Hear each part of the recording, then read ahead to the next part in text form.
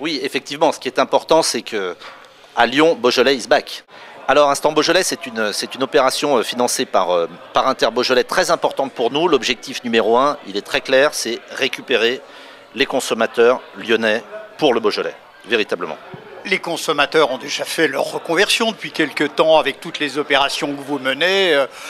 On n'est pas loin de croire que c'est du gagnant-gagnant. Je crois que véritablement le Beaujolais est en train de reconquérir ses lettres de noblesse sur la ville de Lyon, mais il nous manquait véritablement une opération importante, une opération d'envergure, être présent dans plusieurs lieux à la fois, être présent de manière complètement différente dans des lieux de consommation, dans des lieux culturels. Voilà, l'objectif de ces instants Beaujolais, de ce festival du Beaujolais, c'est vraiment de toucher le consommateur le plus proche possible de ses attentes. Bruno Mallet, on a l'impression, pour ne pas dire la certitude, que cette opération va aller droit au but par rapport aux consommateurs et vis-à-vis des consommateurs, les Lyonnais, mais pas que. Mais vous avez aussi d'autres opérations qui se mènent, en particulier qui se déroulent en octobre, des opérations conjointes avec les municipalités, hein, les 9 arrondissements plus la mairie centrale, les 10, donc vos 10 crus. Alors oui, ça, que les choses soient bien claires, le mariage est consommé, le mariage des 10 crus et des 9 arrondissements plus la mairie centrale continue. Alors, avec différentes échelles en fonction des crus. Certains crus, ça se déroule très bien avec leur arrondissement. D'autres, nous en sommes qu'au début, mais nous avons de belles ambitions pour... Mais tous les mariages ne sont pas faciles dans les premiers mois. Hein. Ah oui, là on en est à la 3e année. On dit que c'est plutôt au bout de 7 ans que l'on a des problèmes. Là, on en est à la 3e année. C'est pas un mariage de Liège, par exemple. Non. On est toujours très satisfait de ces mariages, de ce mariage des crus avec les arrondissements. Les opérations se déroulent.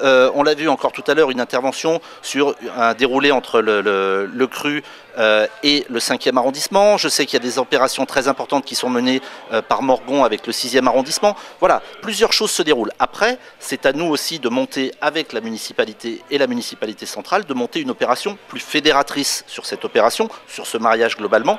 Et ça, effectivement, c'est tous les ans, tous les 2 ans, c'est quelque chose qui est à étudier. Mais le fond même et la stratégie même de ce mariage existe toujours et perdurera, ça il n'y a pas de souci. Donc Festival Instant Beaujolais, c'est une opération supplémentaire qui vise à faire renaître l'amour, hein, puisqu'on parlait non pas de Saint-Amour, mais de l'amour des mariages dans les municipalités, de redevenir le Beaujolais, comme diraient nos amis canadiens, en amour avec les consommateurs. Voilà, donc justement, on peut justement jumeler un peu ces 2 opérations, de se dire que pendant cette période Instant Beaujolais, chez les cavistes ou dans les lieux qui se situent dans tel ou tel arrondissement, mettre en avant plus spécifiquement son cru ou son arrondissement dans les crus.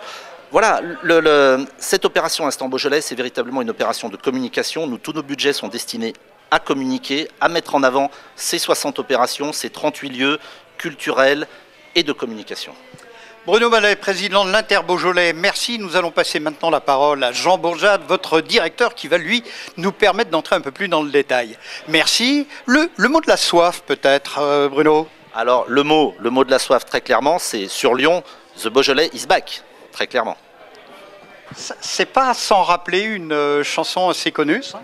Ah, je crois, oui, absolument. Mais c'est important dans une ville comme Lyon où certains acronymes, je ne sais pas si le terme est exact, sont un petit peu anglo-saxons. Merci, Bruno.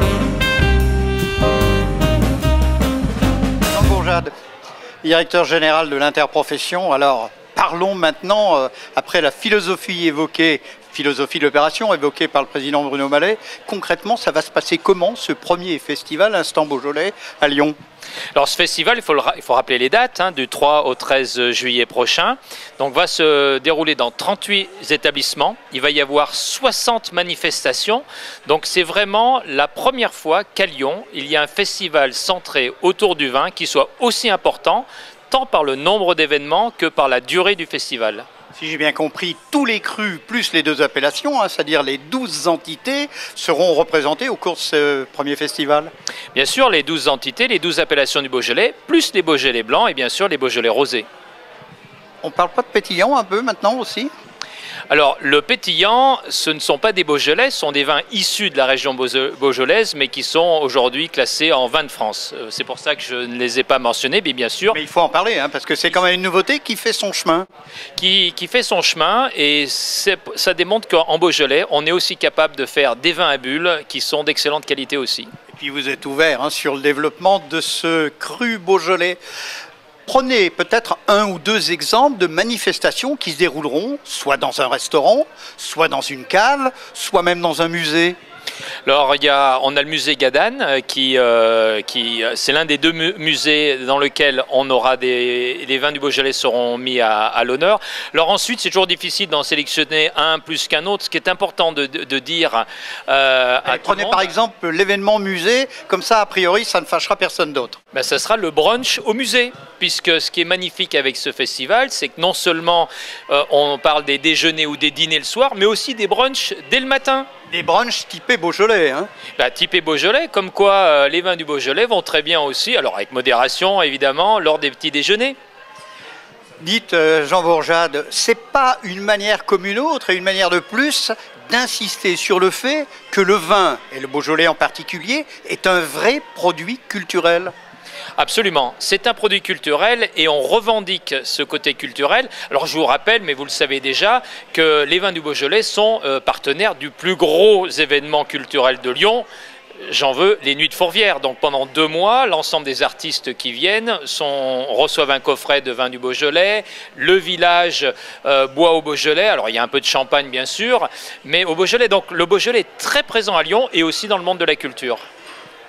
Le mot de la soif ou le mot de la fin, Jean?